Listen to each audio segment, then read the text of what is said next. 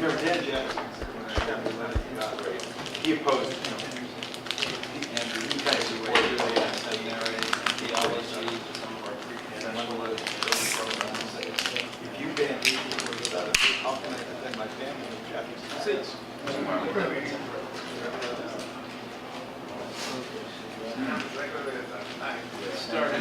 A horse of priests.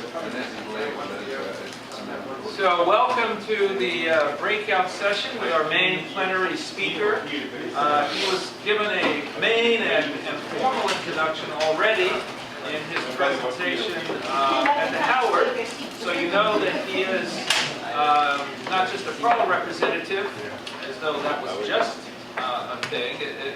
Actually, the lead office for our world church is public affairs and religious liberty. So if we're going to meet with heads of state, or the Pope, or anyone else that's in charge of an outside organization, Ganoon is really the one helping set it up, arranging for the meetings to happen, being there as well. And so it's a very important role for our church, as well as overseeing our general public affairs and religious liberty work.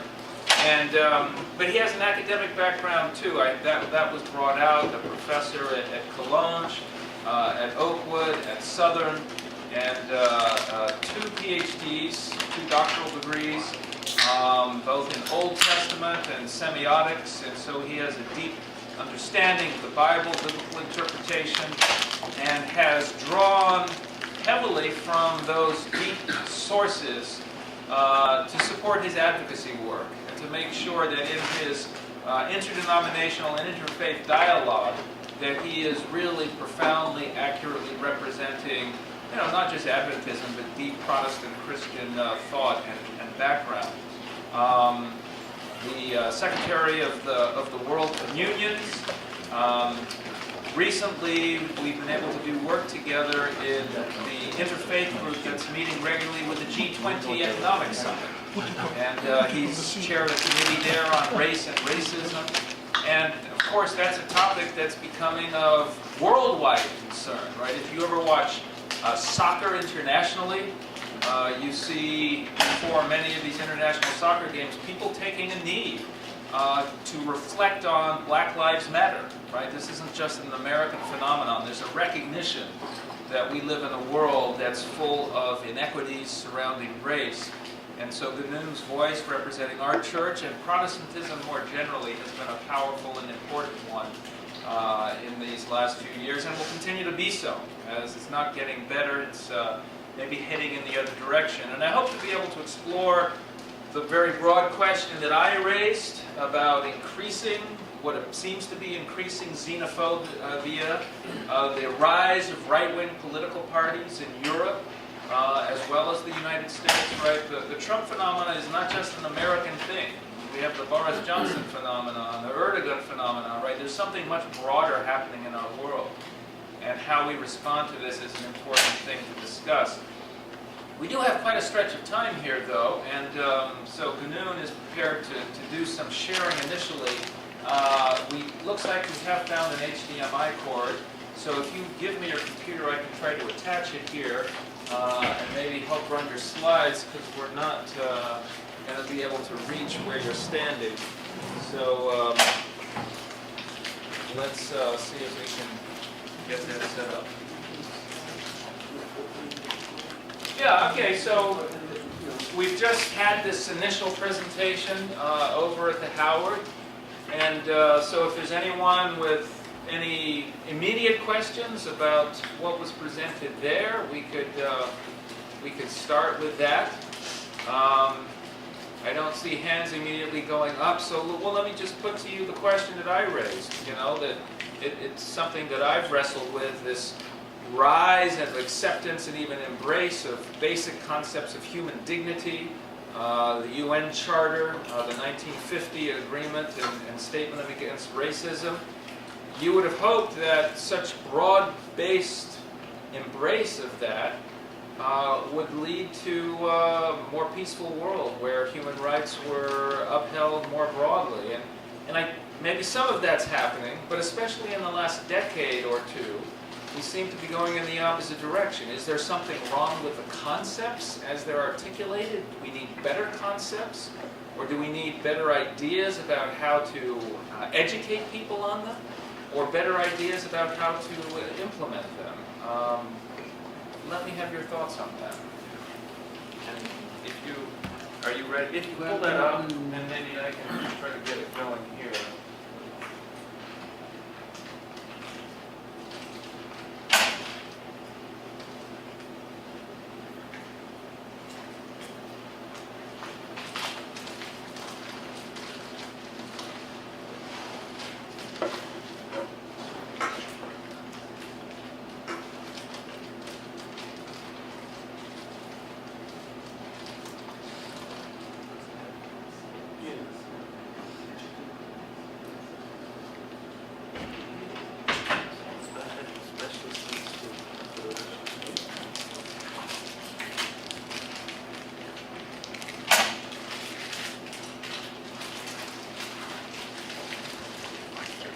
Good morning. You're good. Is okay? Yeah. Are you hearing me? Yeah. Is this making a difference at all? Yes, I'm recording it for Yeah, but Oh, you But are it's recording. not making a difference in the room. Okay, I see. So this is totally artificial, you know? That's how they're recording. Just a bit. No. Okay, so thank you very much, Nick, for this. So I will go to that afterwards. Yeah, sure. I'm just setting it up so you can have it. Wonderful. Welcome. All right, so you were all there this morning, right, for the presentation and so forth. So I thought maybe to start asking you, how do you respond to what I have shared? Do you have any question, clarification? You know, so I think it would be good to start there. Feel completely free. I have the gift of not being susceptible, so which means that you can ask any question. It's really no problem. So please, the floor is open, and then Nick, I promise I will start with yours. Basically, this paradox. We have a consensus, basically, agreement on the idea of dignity. How comes that we seem to be having pushbacks around the world, right? So, okay, please. Thank you so much for your presentation. Highly appreciate it. I have a question. Of course, it seems I have an answer, but from your standpoint, from what your tower, from your viewpoint, okay, my roots are in Europe. Baltic states. You know, and what's happening today, I cannot find the words to express this hatred, hostilities, you know. That is something, you know, I think historically it has never happened. What's happening today, you know, do not even allow, you know, to speak in this language on the street, you know, it's beyond description. How are you looking? Because you mentioned, okay, these rights and so on, and Professor mentioned these documents 48 and so on, and we are going in total opposite direction today. What's your perspective? How you look at these things, what's happening there?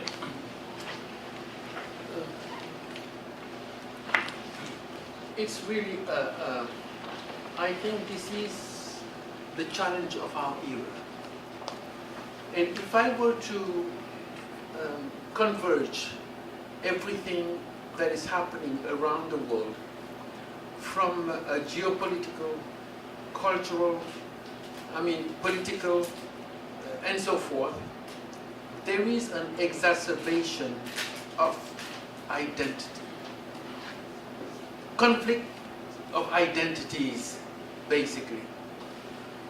Now, of course, I could take a shortcut here and say, you know, the problem, so a simplified answer first, and then I will try to paint a larger picture. So, We accept even 11 hours people, no Yeah. problem. They have to pay more.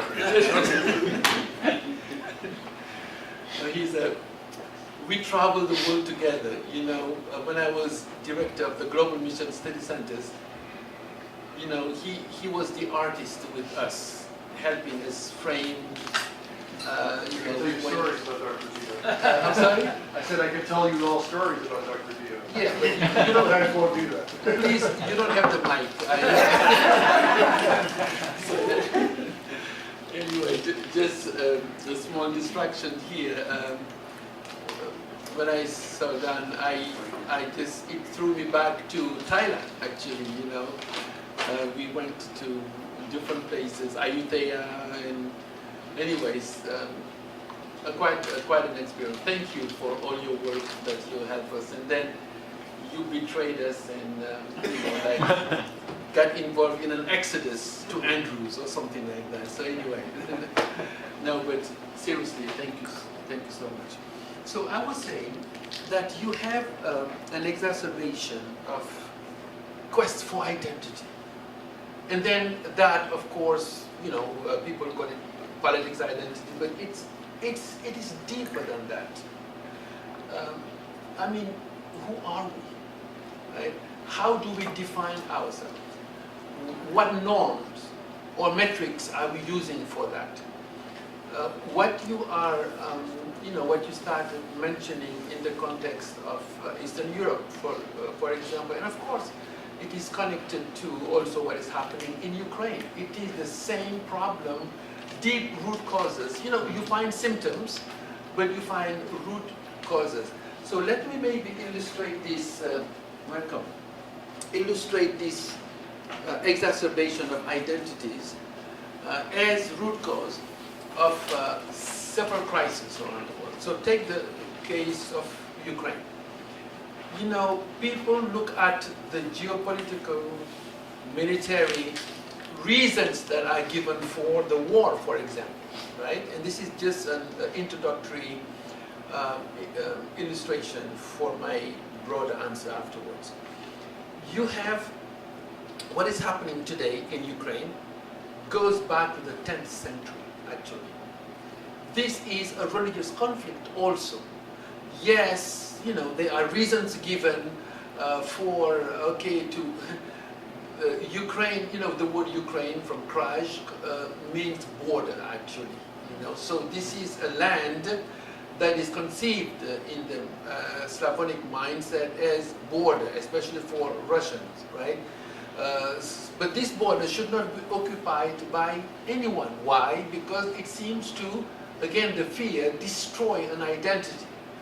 And what is that identity? So it goes back to 980, basically.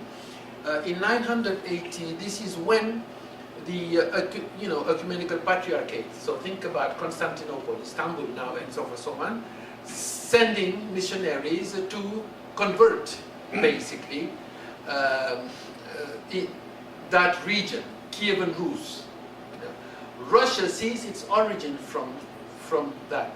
Actually, the person who became Orthodox was Prince Volodymyr, or Vladimir. Interesting, the word, you know. So the prince, actually, it's a long story, but let me give you a shortcut. Prince Volodymyr was actually related to Princess Olga, who became Christian before, right? But something happened. Prince Volodymyr had two other brothers. And the one brother killed the other brother. You know, so this was like when we talk about fratricide, right?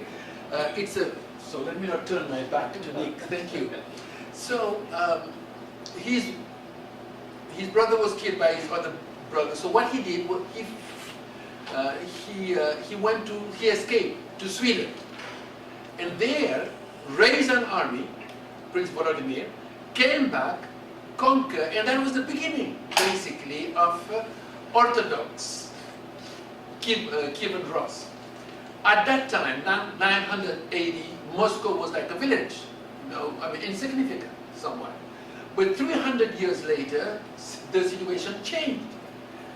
And underneath, there was a rivalry between Romes. Basically, you have, they would say, Rome was the first Rome, and then you have Byzantine Empire, Constantinople, the second Rome. But when the Ottoman Empire conquered, and the Turks, the second Rome, right? Then Moscow became the third Rome. So there is a kind of, competition, conflict between, even within Christianity, in terms of legitimacy, right? Which is the legitimate heir of, genuine Christianity, etc., etc., etc.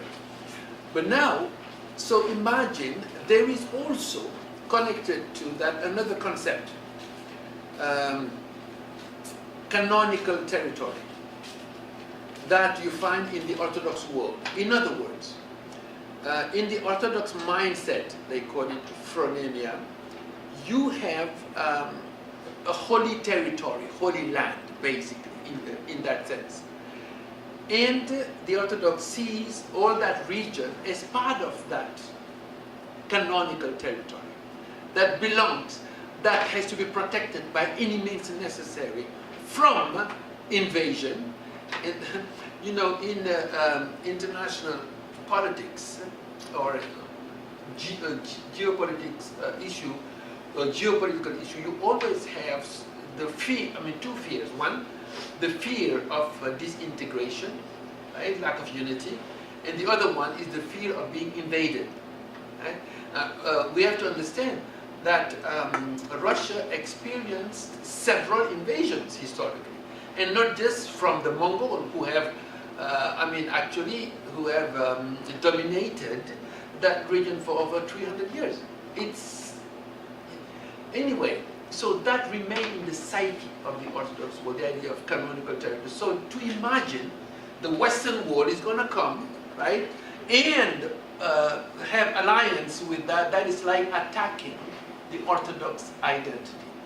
To this very day, the Patriarch Kirill was not against the war.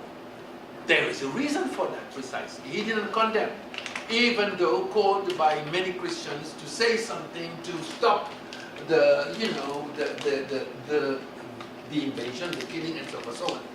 So again, what is underneath is what is the religious identity, right, for the Orthodox, whether Putin, whether Patriarch Kirill, and of course that got exacerbated also when Patriarch Bartolomeo from Constantinople granted autocephaly to Ukraine. Now the situation is more complex. That in itself, I wrote an article on this actually on Adventist Review published it, so it is easily accessible to explain, right, the undertone, the religious aspect of this one. But again, the issue of identity always looms beneath the surface. A very superficial answer, but at the same time true to a large extent, is the problem really is human heart. The disbelief in one humanity. Where lies the unity of the human race? Even that has been challenged. Not one human race, but races. And this was an invention, by the way. I could tell you the story how we got to the point of talking even about race, and now it is like accepted as as a given, right? But so again, identity. Not only in the social world. Let me maybe. Okay, we talked about Eastern Europe. Go to China. Again, a different. Why this consolidation of Chinese identity today? It's not by chance, right? You have to actually always, there are some fears undergirding geopolitical issues and decisions. China, for example, just in a nutshell, to understand really what's going on, you have to go back to the warring era in China, right? Hundreds of years, and this was even before our common era. There were warring factions in China, you know, tribal lord and so forth, so on, and that affected, impacted Chinese psyche since that time.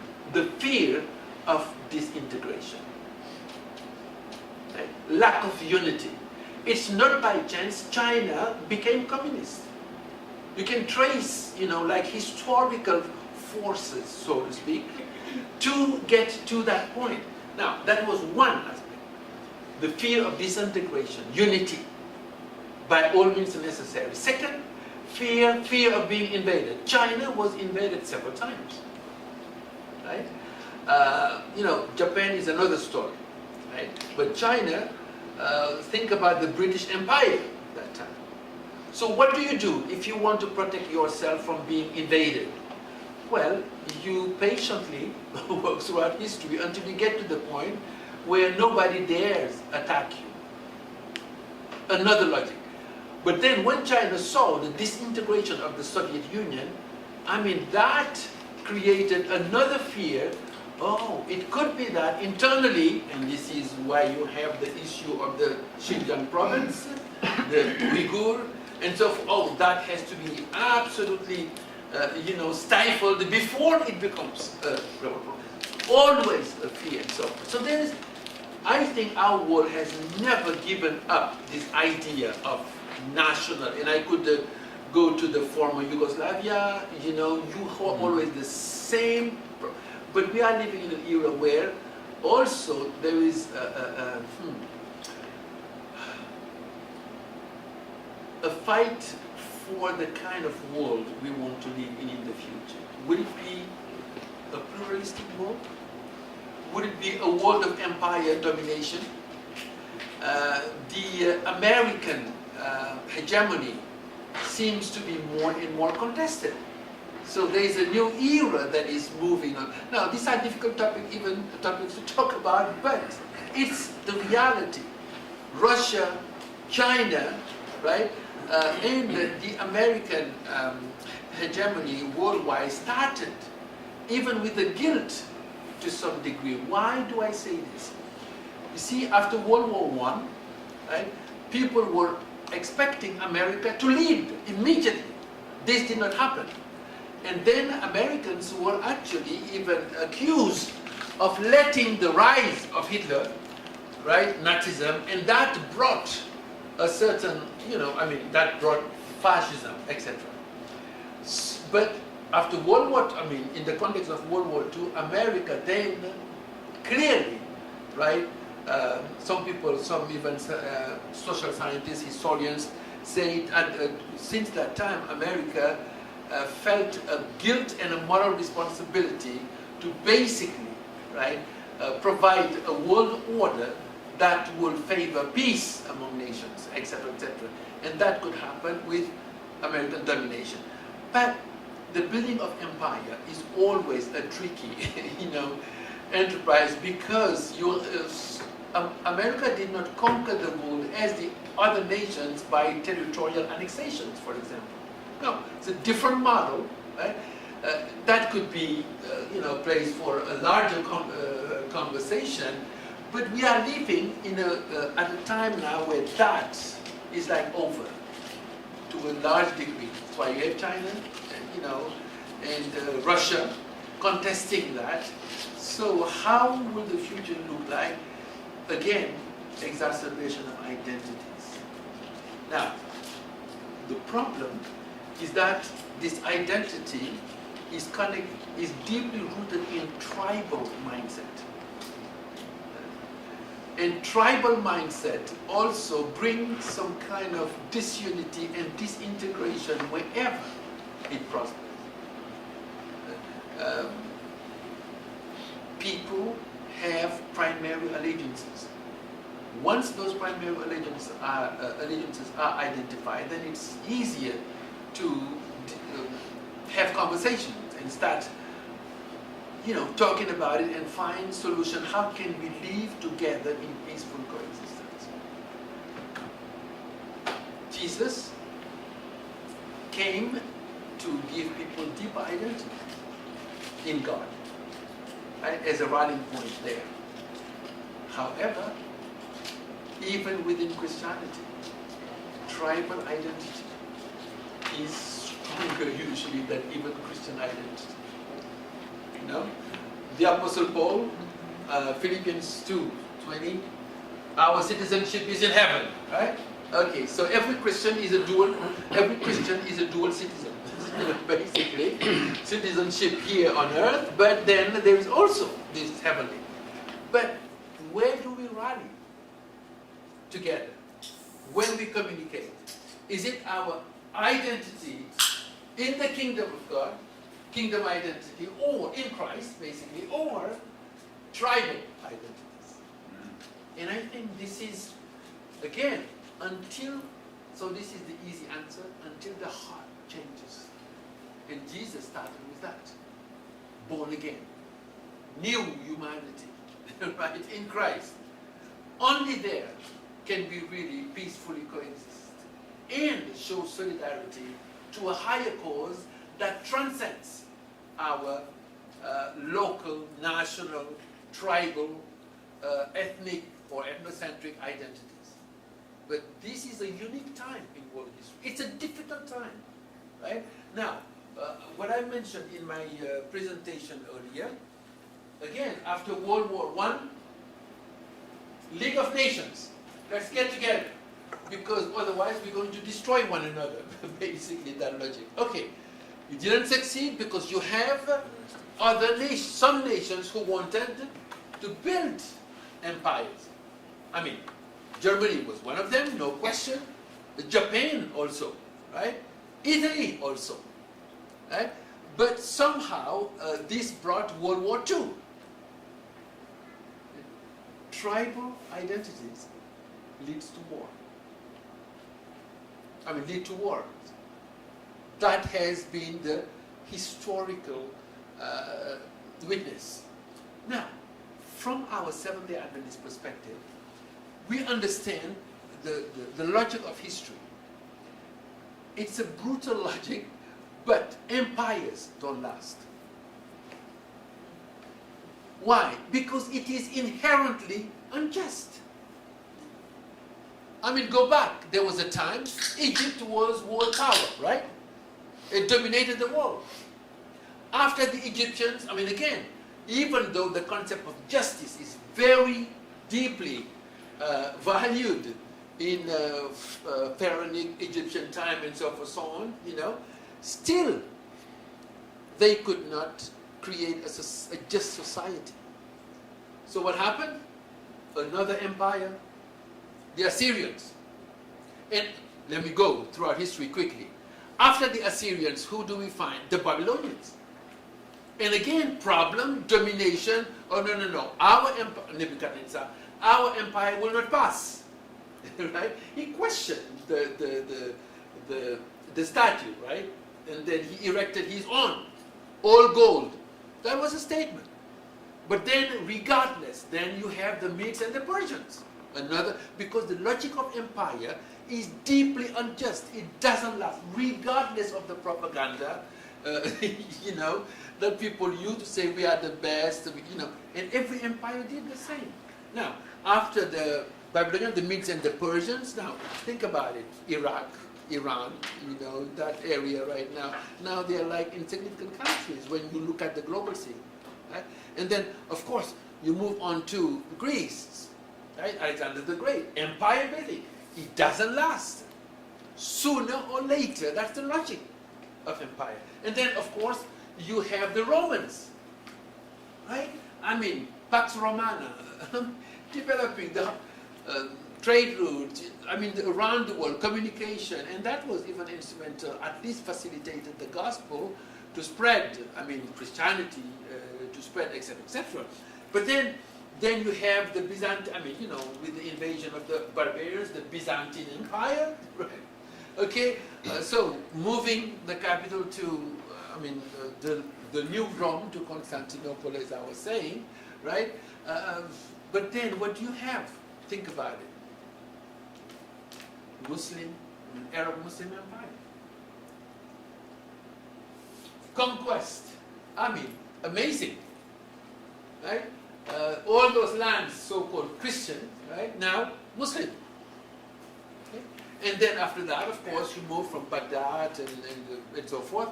You move on to let me just fast forward to Genghis Khan, Mongol. It's almost insignificant right now, right? Mongolia. But there was a time, my goodness, largest swath of, territory, right? And then, of course, fasting forward, the Ottoman Empire, right? And the European hegemony. And that's the last 600 years, European hegemony around the world. And that happened, actually, interestingly, human beings are creative. After the pestilencia, right, the plague, 1/3 of the European population decimated. Think about it. That's tragic, terrible. So, travel, looking for new resources and opportunities and land and so forth, so on and so on.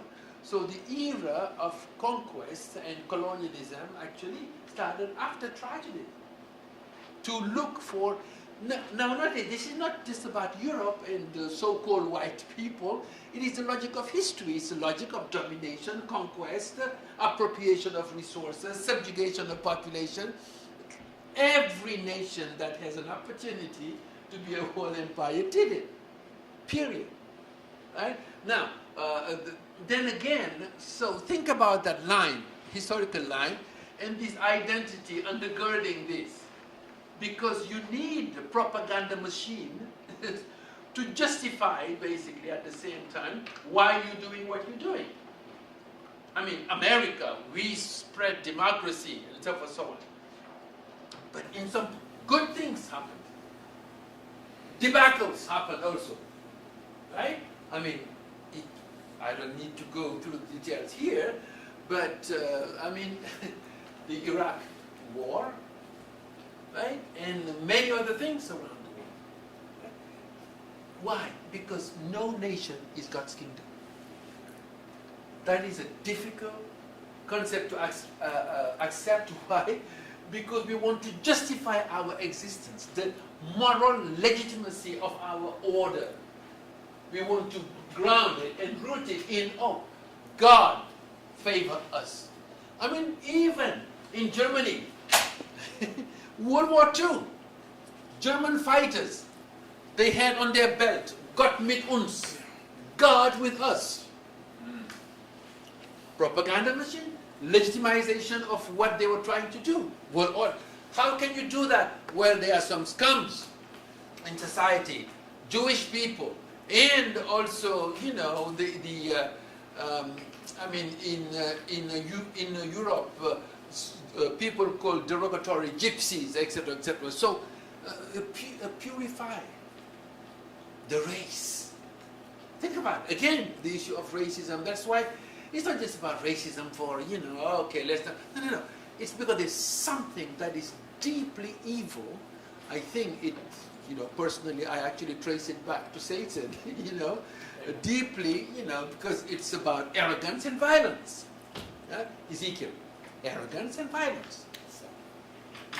So once people embrace this, so this is a long answer, but just to show why is it that we are living at a time now, because of the collapse of hegemonies to a certain degree, only some nations, China, because of mass surveillance, you have to control basically. But in the West, you have resistance. But at the same time, this resistance is also paired with populism. Politicians have developed the art of seeing what people need, and then portray themselves as the solution to those people's needs. Right. It's very simple, So a legitimate populist, claim, right, is appropriated. Oh, only I can fix it. Why? Or, and I'm not singling out anyone, but this is just a logic right now, right? So I will defend you, defend your interests, but it's dangerous in America, particularly right now, because you have also a shift in population representation. Some people don't accept that because this is a country that was based on white, so-called, let me say Europeans, coming here with, and until now it is the dominant, but increasingly now you have other ethnic groups, right, becoming more and more prominent. So, and that for some people is difficult. It's like, oh, we're going to lose our identity. And understandably, I'm not judging it, I'm describing the fact, you know. Think about it, they will not replace us. These are expressions of deep angst, fear, oh, we're going to become a minority. What is that? And that doesn't go with how identity, American identity, was built. So that is challenged, and you have now a pushback, dignity and all those things. That's not priority. No. Priority is to recover. Great again, and again, this is not just about the former president. It's an American aspiration, regardless, actually, you know. But who are we? Oh, we are the nation founded, and interestingly, America has used a Calvinistic trope because it was the Calvinists in Geneva who were talking about a city upon the hill. That's Geneva. And then it was, recuperated, in America, a city upon the hill, and so forth, so on. You know the story. Okay, so that's really, I see two hands. So please interrupt me.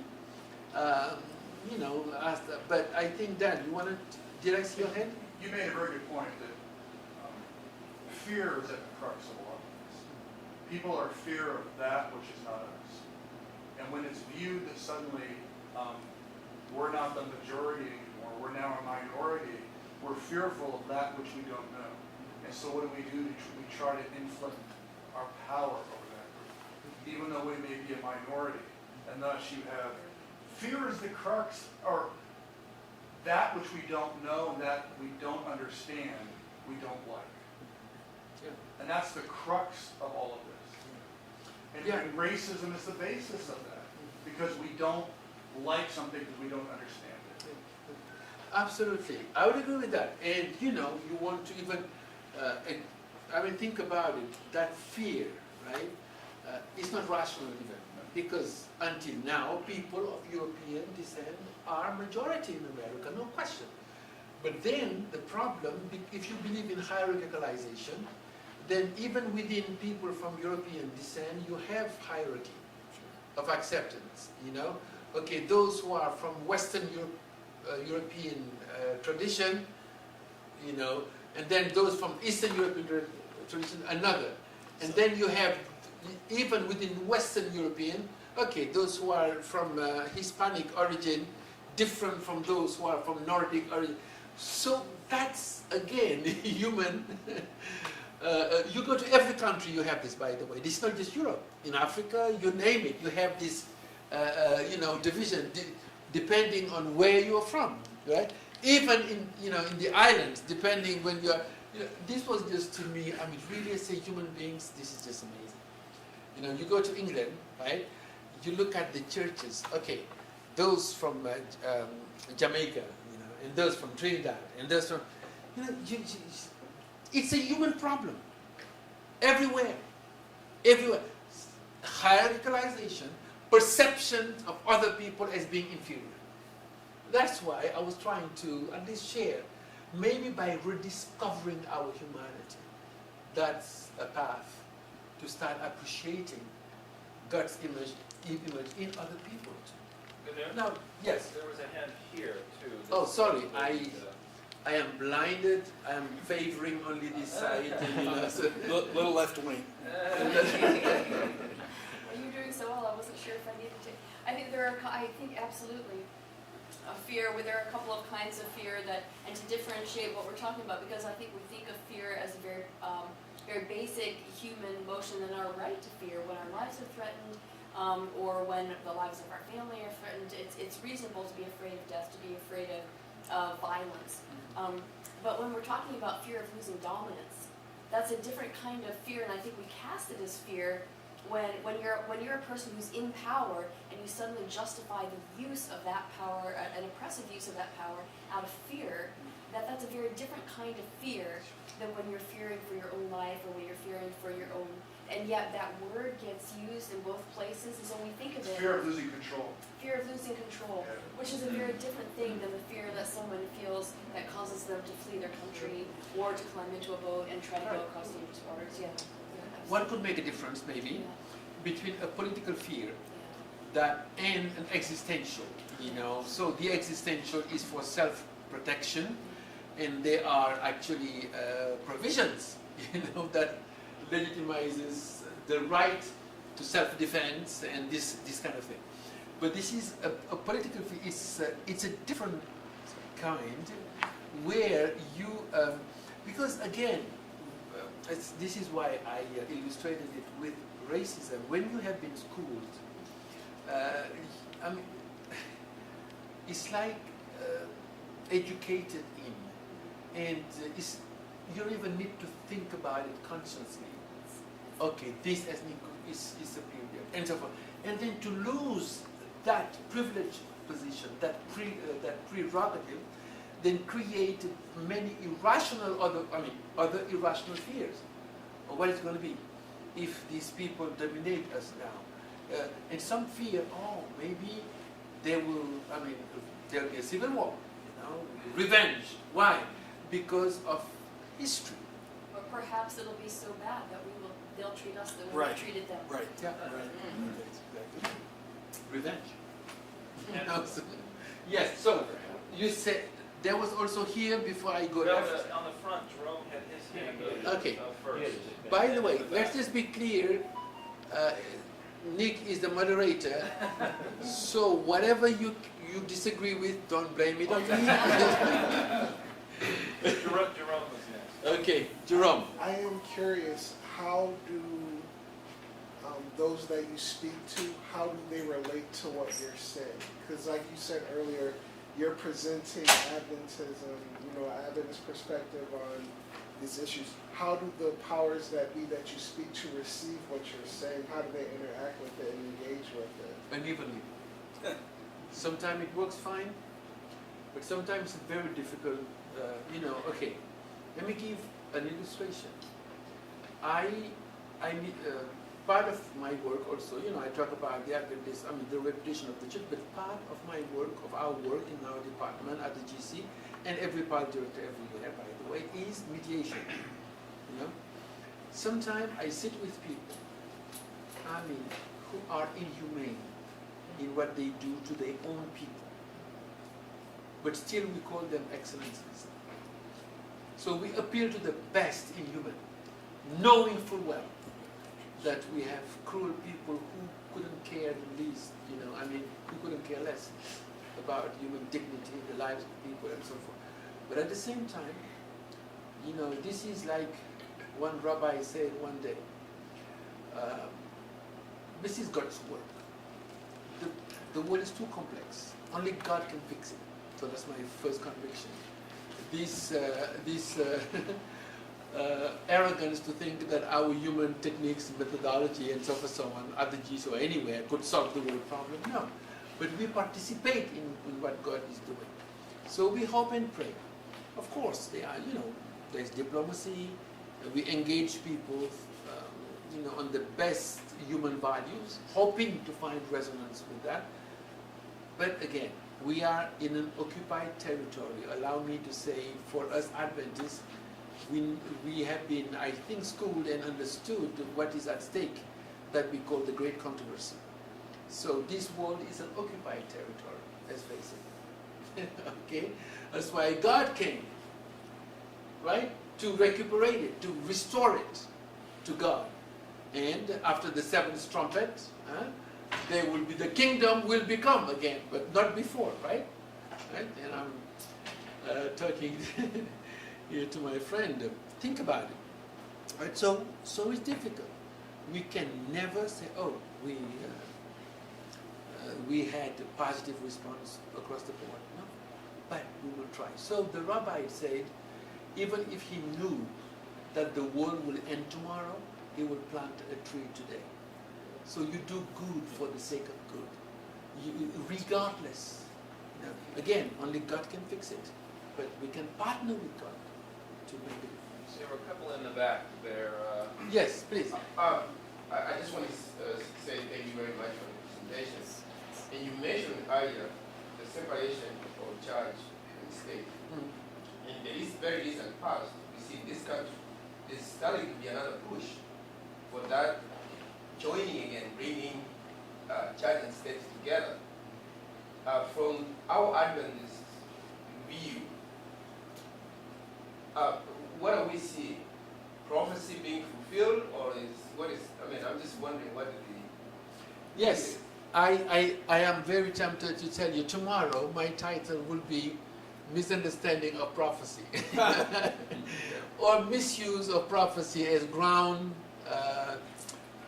as breeding ground for hate, for example. So prophecy is a very delicate area, and I think this is where we have abused prophecy in terrible ways. Some people, we know what? And then, when they say something, then you realize, well, these are assumptions, or this is going to happen, and they put a timeline there of everything that will happen. Even putting aside what Jesus said, that he could even shorten the time.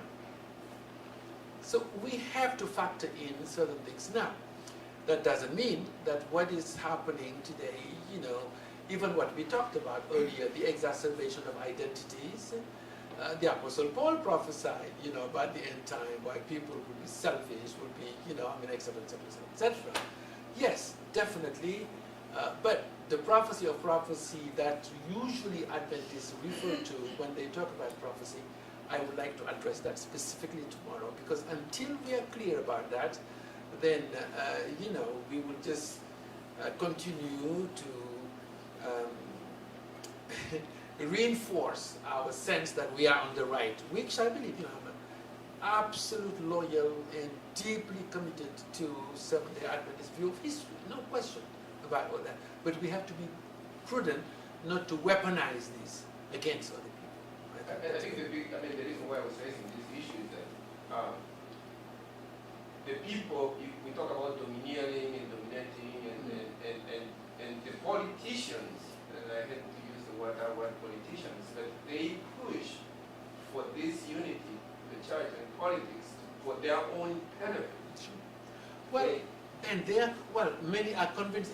Actually, this started somehow in the 1970s in the U.S. and so forth. You have a movement, and Nick could probably, as a historian, talk more about this. There was a time where in the evangelical world, Protestant world, they stayed away from politics, but then that changed suddenly. It was not by chance in America.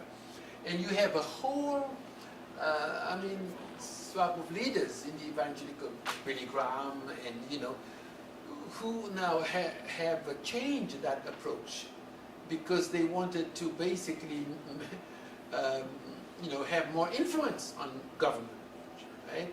So, and even, I think we need to place this in the broader scheme of religion and state, not just church and state, but in America in particular, the dominant voices on this alliance have been the evangelical world. But when you do that, then you betray the gospel. And we Adventists became a resistance movement against that. Or maybe that is changing now. And I'm saying this candidly, this Nick alluded earlier to the fact that even the church, the identity politics has been also woven into Adventist identity to a large degree, unfortunately. So that's why, to rethink who we really are, raising ourselves. So actually, one of the title of my presentation was to, talk about being human and holy. Some people want to be holy without being human, something like that.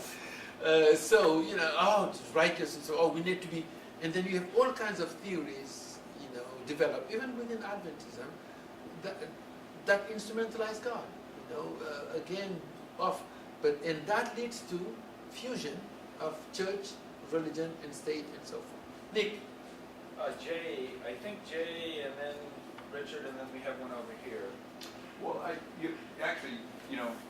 he cued some discussion. You indicated that you're going to be covering it more thoroughly tomorrow. But I was just wondering how, maybe some gems of wisdom you could summarize, because within our subculture, Adventism, there is a tendency for prophetic legitimization of primordial human instincts like the in-group and the out-group. And there seems to be a lack He of... must be a sociologist, right? Something like that. He's a psychologist. He's close to us. One's going to disavow me. No. Yeah. Sorry to have interrupted. No. That was rude of Oh, me. no, please. But so within our subculture, then how can people become aware that their prophetic view is motivated by this tendency for hierarchization? I'm superior, inferior. All that. How can we break that apart and be true to prophecy and yet also to the gospel? By the new covenant. Rediscovery of who God is. Knowledge of God to be is primordial. And that's the essence, actually, of the new. They will know me. That's the end goal of the covenant. And I just developed one aspect, I just mentioned one aspect of it, which is direct access, accepted by God, right? This knowledge of God, think about it. People imagine God, angry, who is more interested in punishing. Even sometime, what we talk about the investigative judgment, the way it is conceived, portrays God as an evil God. And people don't want that, understandably.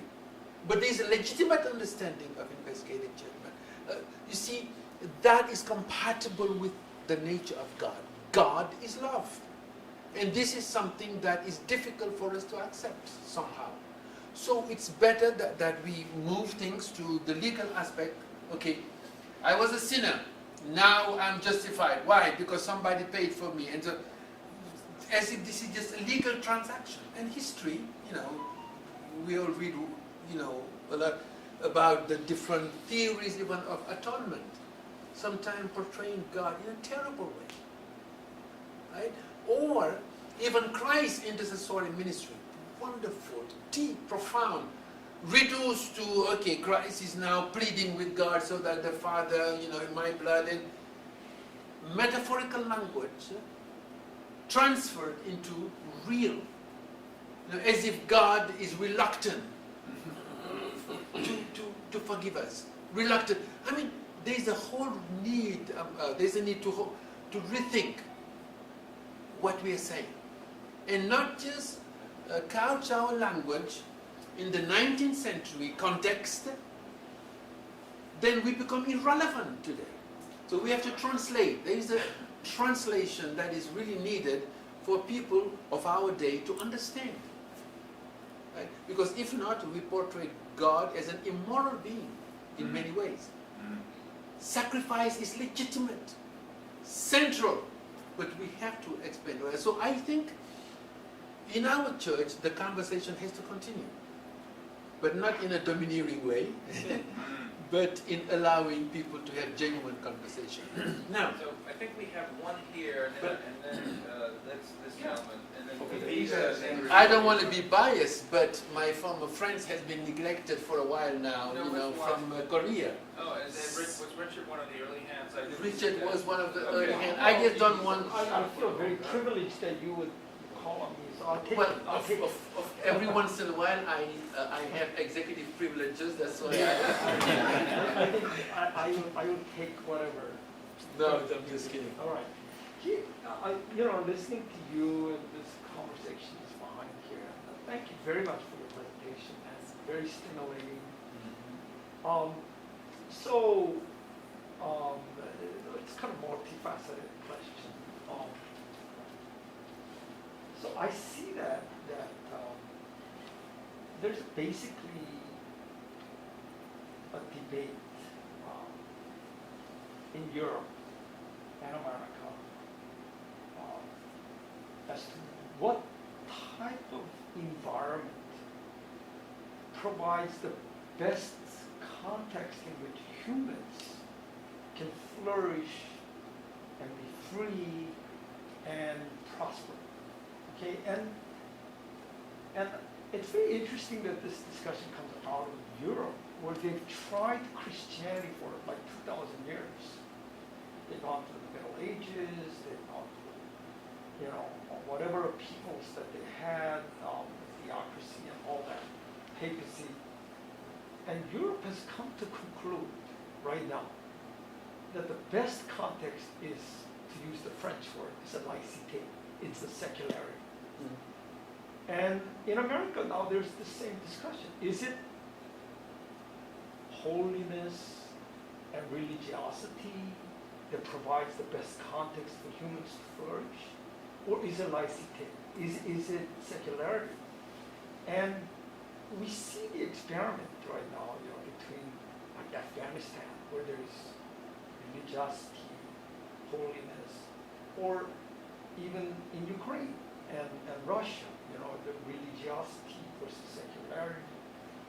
And the opinion seems to be moving toward, if I'm reading the European context, that secularity provides the best context for humans to flourish, not religiosity and holiness. What gives you the confidence that it is actually religiosity and holiness that provides the best context for humans to flourish? Well, okay.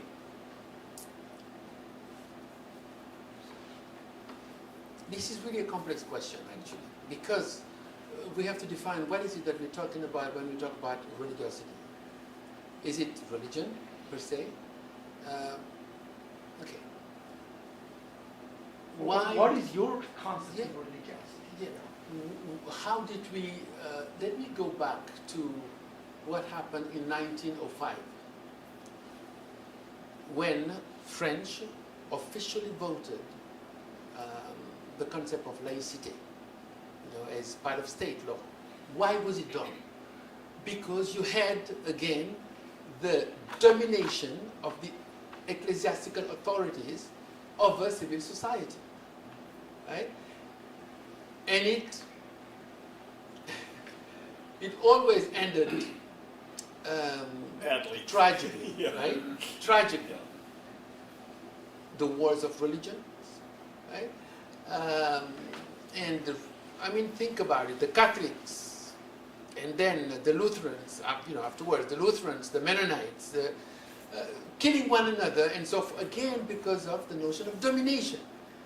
What happened in the secular world before that was, nations wanted to conquer. So now the Church, the Holy Roman Empire, wanted to basically impose its hegemony over society. It ended dramatically, tragically. So therefore, the need in France to create a new space. In that space was called laicity or secularism and so forth. But even secularism has several aspects. Some sociologists like Bobineau did a very careful analysis of the different kind of laicity. Because some people thought, okay, laicity is just, rejection of religion. Yes, there is a laicity of opposition. Why? Because they wanted to strip the Catholic, lordship over society, okay? So that there will be no privileged religion. So again, it is to stop discrimination that part of that laicity of opposition. So you have, but just to, go to a shortcut, you have a laicity of even composition where churches or religions can partner with the government, right, civil authorities and so forth, so on, to do good. the idea was to stop the domination, right, the lording over of ecclesiastical bodies and so forth over society, because there is no peace in any society when one religion dominates. That's the experience, because minorities are silenced, right, stifled in their creativity, and so that's human history. And I think, so for me, and this is dangerous, sorry to put it this way, but that's what we bring as Seventh-day Adventists, to say the best model is where human beings are free. So what we bring, really, our emphasis, focus, is freedom.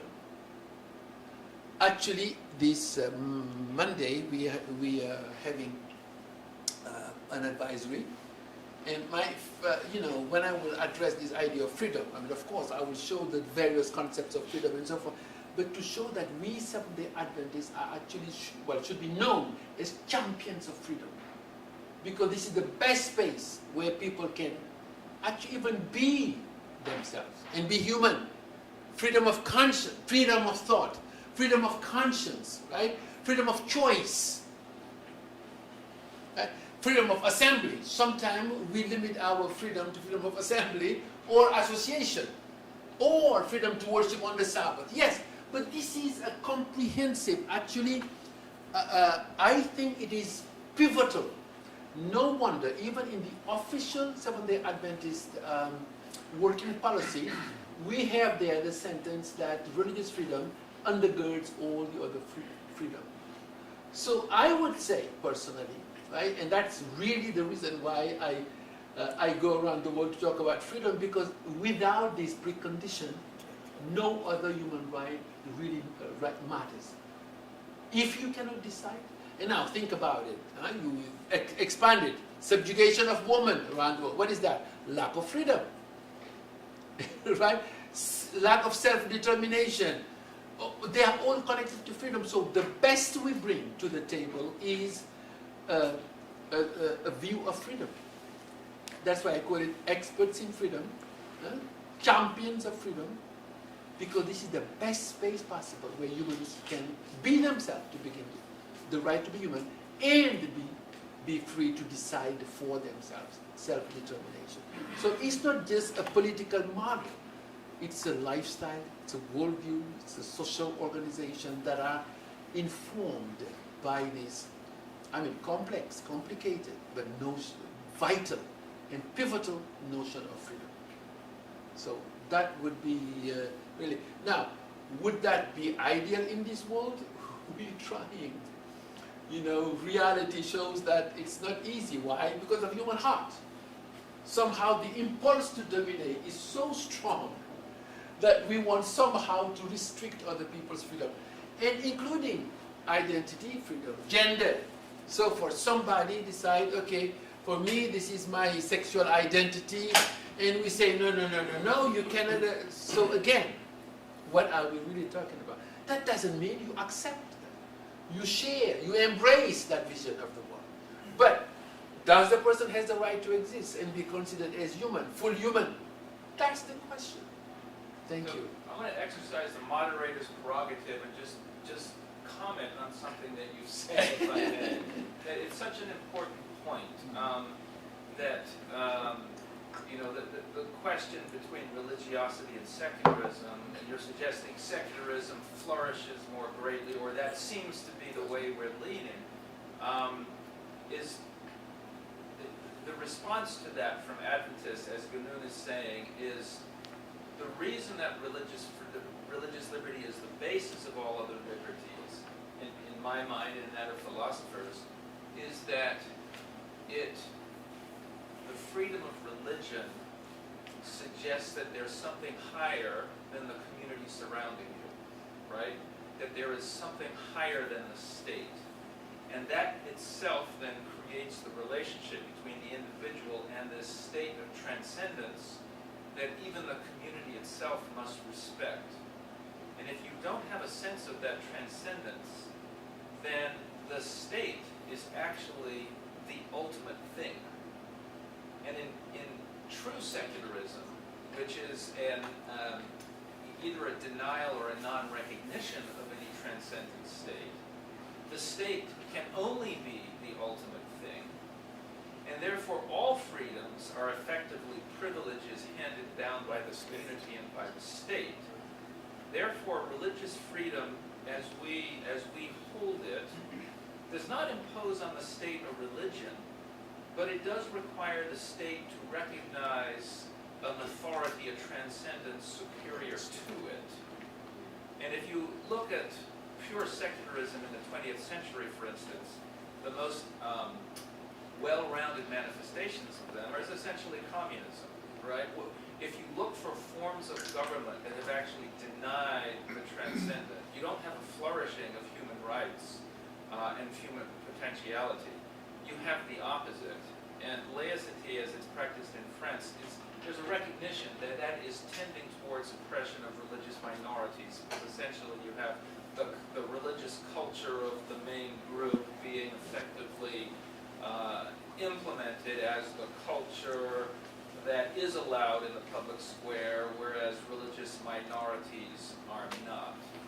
So this is such an important point that Ganoon is making in terms of our answer is freedom, not just freedom from constraint, but it's a freedom of conscience that is rooted in a belief in a transcendent reality that even secular governments need to acknowledge. And I would like to say this is a really, really important point, and I really appreciate you underscoring this, because this is what sort of added to this morning's richness. I really appreciate it. Is that the impression that we are having in this world right now is that the secular world, which is the European states, the countries, and this is the criticism of Europe as well, where the type of things you're describing, the freedom of religion, the freedom of expression, the freedom of all these things that we cherish, flourishes is what we and others of Muslim countries and others call as the secular world. And it is in the secular world that this is happening. And I think the dimension that you're bringing here, this transcendent dimension as the necessity to really have this kind of freedom is, I think, really, really important. America is not a Christian nation, but America is a nation with a constitution and a Declaration of Independence that recognizes the transcendent, right? Declaration of Independence. Yeah. God-given rights. God-given rights. Creator has endowed all people with inalienable rights, right? And so we are not a Christian nation, but we are a nation that recognizes the transcendent. But our rights are given by God, not by Right, government. exactly. And that has been vital to the flourishing of freedom. It's not the state that bestows. This Right. gentleman here was next, and then I've got to go to Davida, and then to He had his hand up. Marion and Renko. Yes. Can we just address that European Yes, concept? so short It's very, information very short. on this point in particular. The problem in Europe is, if you see what secularism is, people live very much in unity. There is no problem. If you go to Scandinavian countries, do you see any problem in tension? The problem is where religion dominates in different countries. I'm talking about my country, Yugoslavia, and we can go now Ukraine, we have Russia, etc. That was the problem during the communist system in Yugoslavia. We were all Yugoslavs. After the fall of communism, suddenly we have Croats and people cannot talk to each other, and unfortunately, our church polarized. Instead of one union, we have two unions. You know very well. One union is 3,000 church members, but the people could not be together, and that's the problem in Europe. With secularism, is somehow they're able to manage. When religion takes over, the trouble comes. All right. Comment, and then we'll go here. I'll just say, you see, even our notion of transcendence is not something that we impose to the state, but it is this, the state has the responsibility to create a space where To recognize. to recognize it. Yes. So that It cannot deny the transcendent. exactly.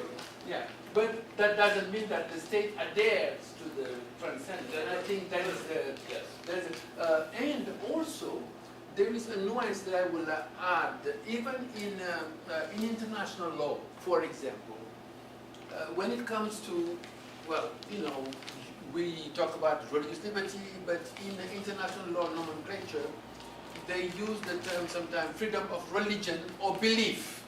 And I think this is on purpose. But you have two aspects recognized in international law to this concept of religious freedom or freedom of religion or belief.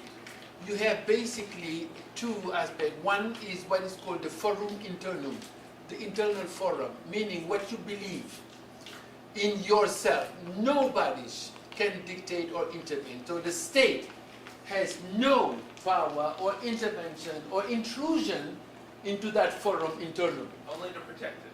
Yes, Only to absolutely. protect it, yeah. Yeah, so that's part of the role of the state. Right.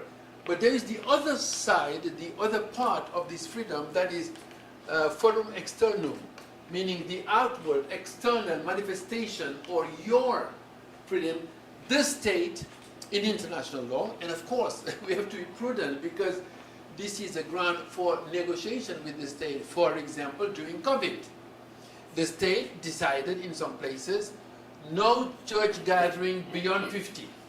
And some restrictions of our religious freedom, and you know, people, you know, even rioters.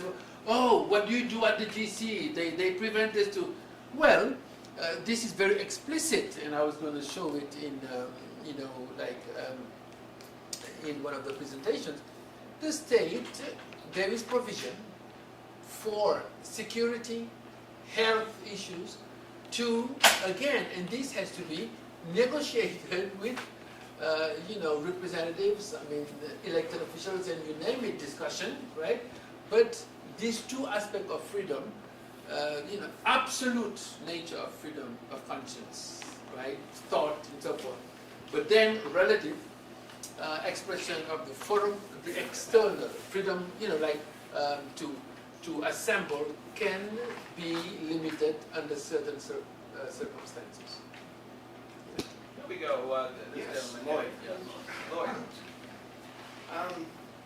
Yeah, with freedom should go responsibility, accountability, and all that stuff. We agree. But when one's freedom affects the existence of another, then where do we draw the line? In your talk this morning, you mentioned as you know, you have the choice to be racist or not to be racist. Our choice, which is good. God has given us the freedom of choice. But when that choice becomes an outgrowth of marginalizing and abusing and even killing others, you know, it becomes an issue. Over the last few years, we have seen a number of demonstrations, marches, and people, you know, supporting Black Lives Matter. And it is a challenge because we see members out there marching and supporting, and it was a good feeling too because it was very reflective of this group in our society. But help us understand, please help me understand what's the church's stance, if we do have a stance in it, because that is the church as an organization, you know, engaged in these responses. And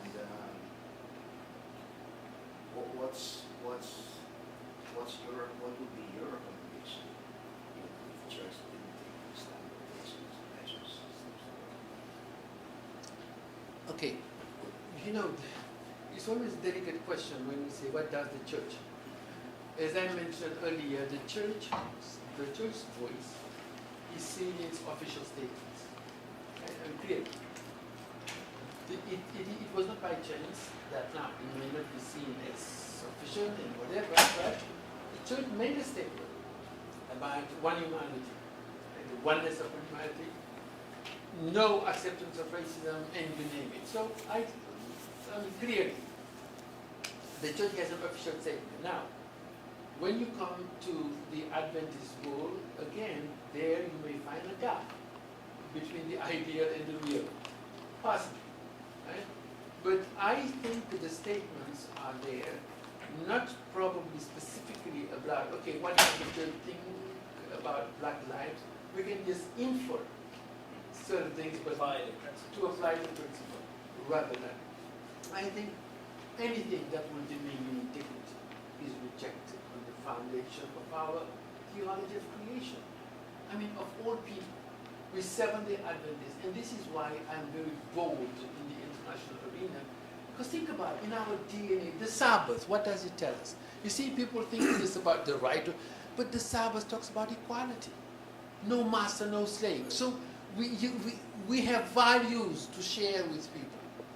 You know, the Sabbath is saying we cannot instrumentalize people. I mean, justice, all this connected to what we cherish, you know, in the expression of our faith.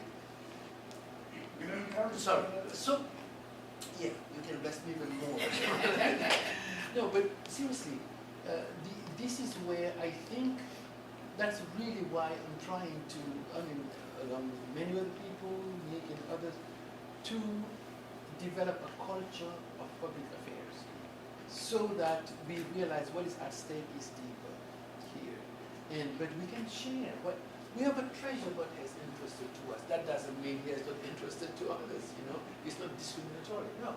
But I would say every Seventh-day Adventist, I mean any Adventist, I mean all of us should be sensitive about justice. But justice is not just limited to what we call today social justice. It's a more holistic, comprehensive measure. Dan Weber was the communications director at the NAD during a good bit of this period, and I think he probably has something to add to. So one of the challenges, you asked a very good question, one of the challenges that the General Conference faces, and I worked at the General Conference for 10 years before 9 years at the NAD, is that when what you were referring to was several summers ago, when there's all the marches and stuff and everything, it's hard for the General Conference to do a response on a localized issue like that. Even though it's a global context, the subject of racism is global, but the way that was happening was localized. So that's where the General Conference would work with its regional office, which was the North American Division, and a response to something would come through that localized office. And we put several statements, more public relations statements, not voted statements as you referred to, that were not voted by administrative body, but there were statements that came from the administration of the North American Division, speaking specifically, reinforcing the rights of everyone to be viewed equally, just like God views all of us, but to not enforce political bias.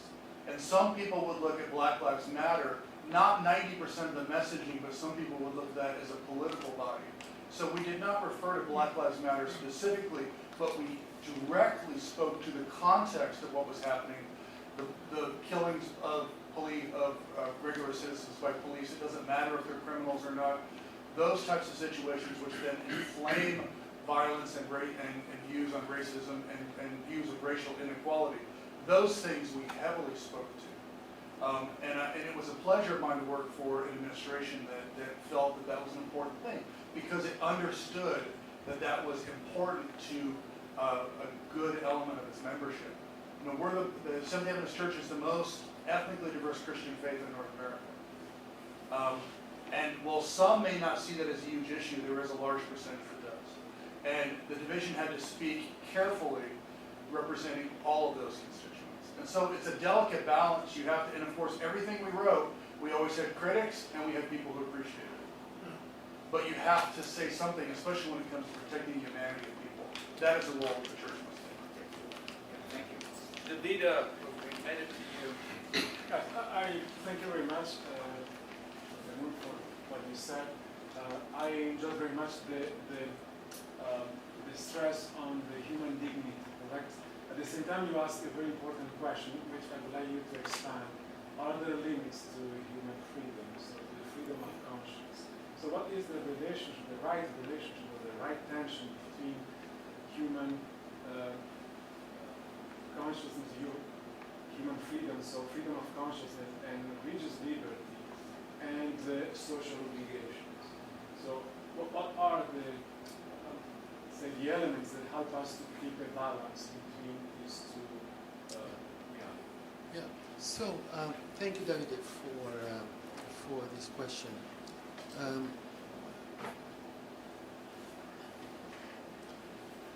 I think I'll tie it to even what you had said earlier. You see, human dignity, no question, is something that is rooted in our deep theological conviction. As Seventh-day Adventists believe in creation, right? Creation in God's image. That's the root of human dignity. Right? So in other words, in dealing with this issue of human dignity, it is a theological issue, but also an anthropological issue. So I would say it's highly important that because of human dignity, we replace human beings, everyone, at the center of our concern, as loyalty to God, in whose image we humans are created.